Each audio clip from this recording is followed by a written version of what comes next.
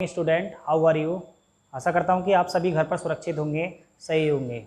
बच्चों, जैसा कि मैंने पिछले आपको अध्ययन में पढ़ाया था, मैंने आपको संज्ञा चैप्टर पढ़ाया था और संज्ञा के बाद और आज हम पढ़ने वाले हैं सर्वनाम। क्या पढ़ने वाले हैं हम? सर्वनाम। सर्वनाम होता क्या है पहले ही सुन लीजिए। सर्वनाम जो शब्द संज्ञा के स्थान पर प्रयोग किए जाते हैं या बोले जाते हैं उन्हें हम क्या कहते हैं? सर्वनाम कहते हैं। क्या कहते हैं? उन्हें हम सर्वनाम कहते हैं। सर्वनाम की डेफिनेशन की अगर बात करें, सर्वनाम जो शब्द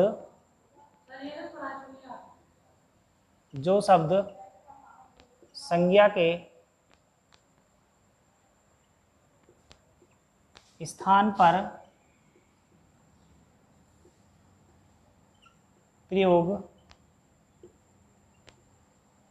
किए जाते हैं, जो शब्द संज्ञा के स्थान पर प्रयोग किए जाते हैं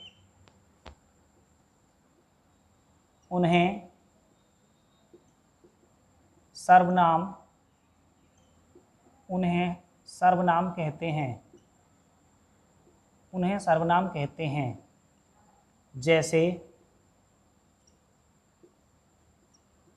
जैसे मैं, तुम, तू, मैं, तू, तुम, आप, वह, यह आदि। ये सब हमारे क्या हैं बेटा? ये सब हमारे क्या हैं? सर्वनाम है। क्या है ये सब? ये सर्वनाम है। यहाँ पे आपको एक छोटी सी बात और मैं बता देता हूँ। अगर सर्वनामों के संख्या की बात करें तो सर्वनामों की जो संख्या होती है वो बेटा 11 होती है। कितनी होती है? सर्वनाम की संख्या, सर्वनामों की संख्या 11 होती है। कितनी होती है? 11 होती है। अब ये सर्वनामों की संख्या 11 होती है। जैसे मैं, तुम, ये है, आप, वह, ये, वो, ये सभी क्या हैं? ये सर्वनामों की संख्या हैं।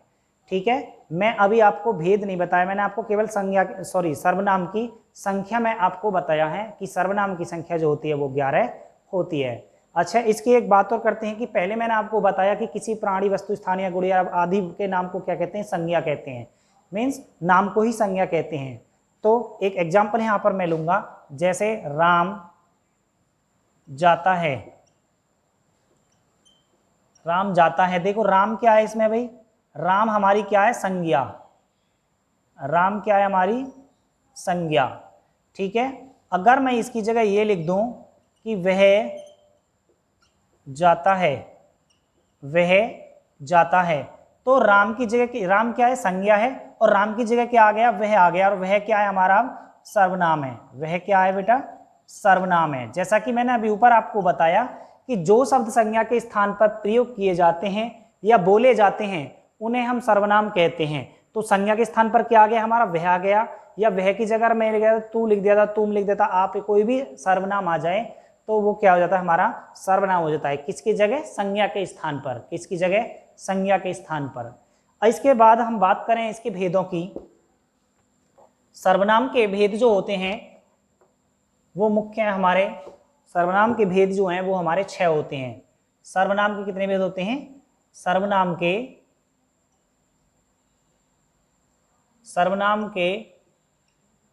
6 भेद होते हैं। कितने होते हैं बेटा? 6 भेद होते हैं। तो बच्चा ध्यान रखना, सर्वनाम के 6 भेद होते हैं। पहला होता है हमारा पुरुषवाचक। पहला होता है पुरुषवाचक सर्वनाम। पहला होता है पुरुषवाचक सर्वनाम। दूसरा होता है हमारा निश्चयवाचक सर्वनाम। निश्चयवाचक सर्वनाम। तीसरा होता है हमारा अनिश्चयवाचक सर्वनाम। अनिश्चयवाचक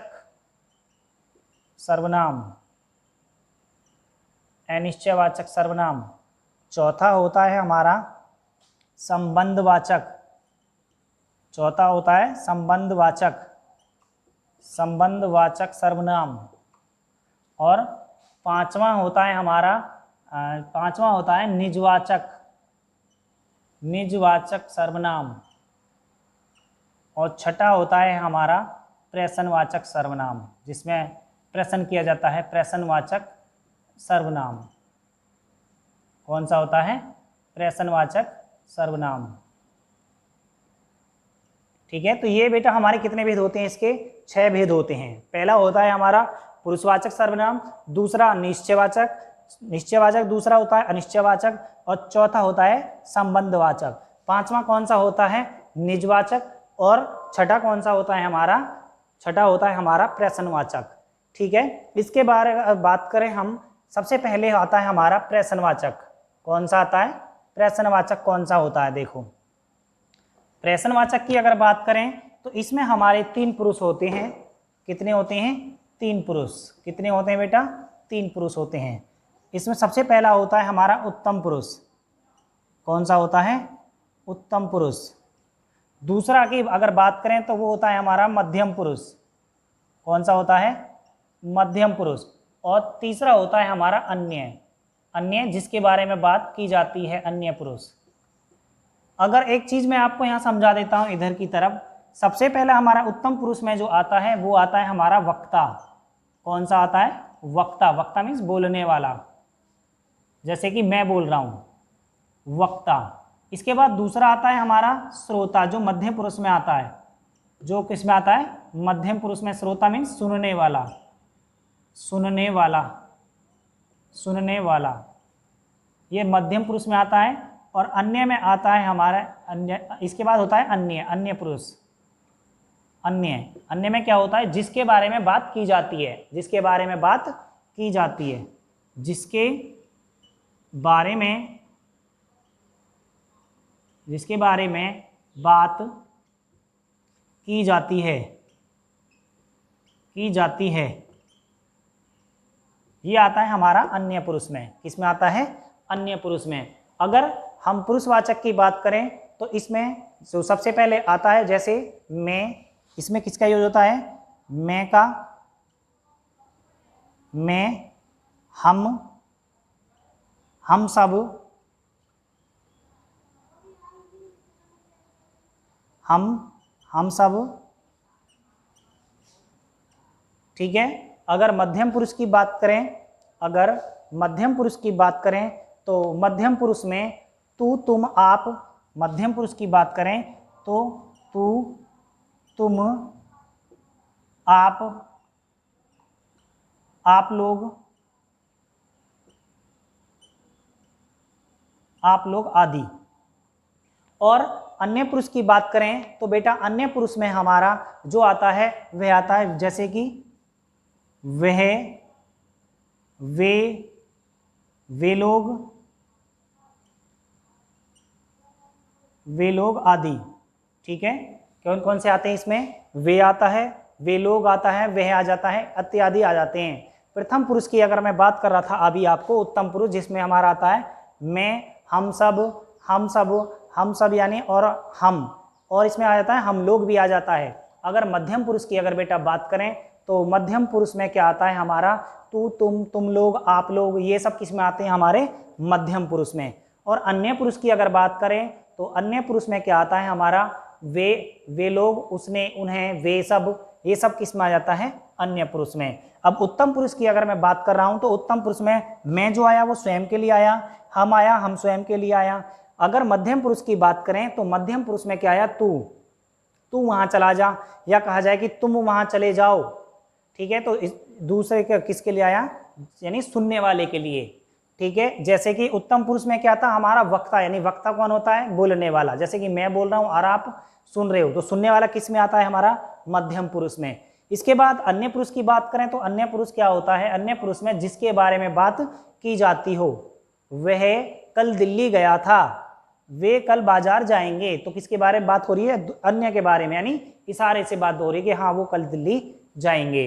ठीक है बेटा, तो ये होते हैं हमारे पुरुषवाचक के 3 भेद। कितने को होते हैं? पुरुषवाचक के 3 भेद होते हैं, उत्तम पुरुष, मध्यम पुरुष और अन्य पुरुष। इसके बाद अगर बात करते हैं हम दूसरे भेद की, सर्वनाम का दूसरा भेद मैंने अभी आपको बताया था। कौन सा बताया था बेटा? वो बताया था मैंने आपको निश्चयवाचक। कौन सा बताया था? निश्चयवाचक। दूसरा होता है हमारा निश्चयवाचक। कौन सा होता है? निश्चयवाचक। निश्चयवाचक सर्वनाम कौन सा है?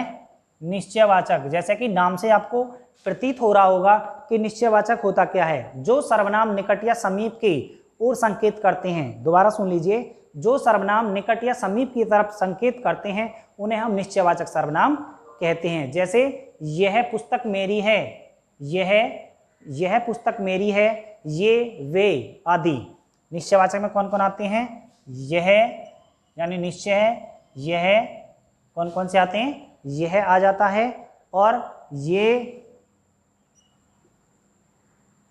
वे और क्या आता है? आदि। ठीक है, तो इसका बात का ध्यान रखेंगे कि ये निश्चित है। ये अगर मैंने मान लो एक एग्जाम्पल ले लेता हूं कि यह पुस्तक मेरी है।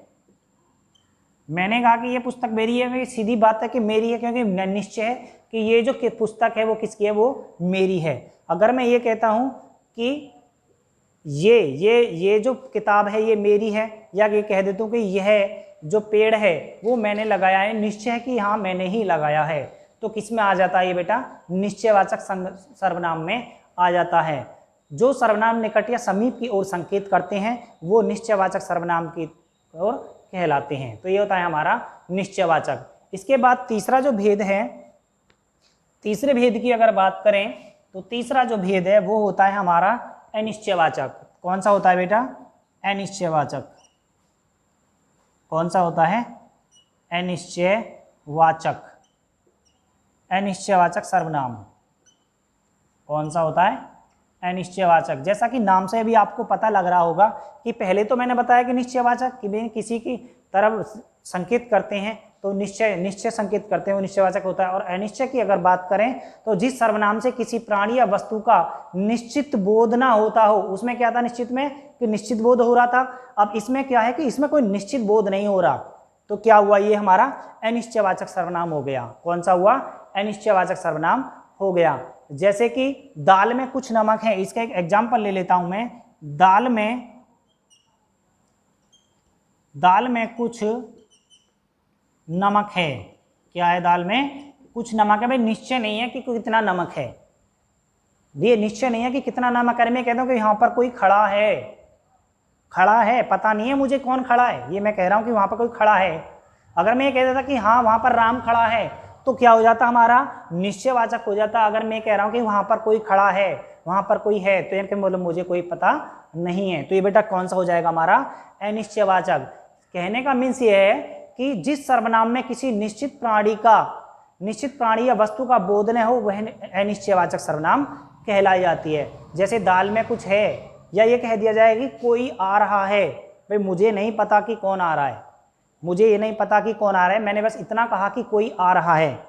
ठीक है, तो क्या कौन सा हो गया? ये अनिश्चयवाचक सर्वनाम हो जाता है।